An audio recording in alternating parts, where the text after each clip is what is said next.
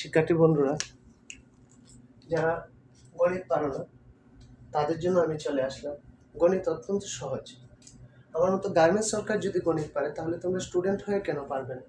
দেখো, আজকে নবম শ্রেণীর একটি গণিত নিয়ে আলোচনা করব, যেটা চাকরির প্রায় পরীক্ষার মধ্যে এসে থাকে। বর্তমানে প্রাইমারি নিয়োগ শুরু হয়েছে, প্রাইমারি পরীক্ষায় প্রায় এই ধরনের একটা অঙ্ক এসে থাকে।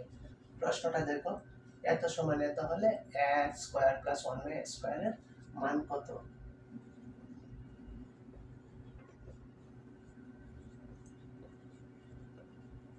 দেওয়া আছে x স্কোয়ার √2a1 বা x স্কোয়ার প্লাস 1 √2, এই মাইনাস 1 আছে, এদিকে প্লাস হয়ে আসলো।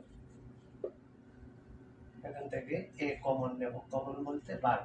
a স্কোয়ারকে a দ্বারা ভাগ করলে a, আর 1 কে a দ্বারা ভাগ করলে 1a, এখানে থাকবে √2a।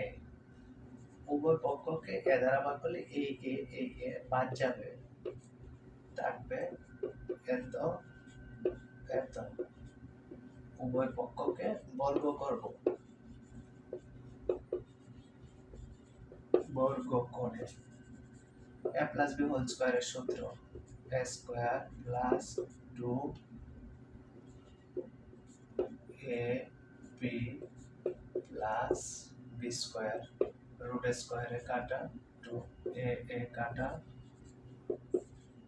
a square plus 1/a square, 2 এদিকে প্লাস আছে, এদিকে যাবে মাইনাস হয়ে a square plus 1/a square সমান 0।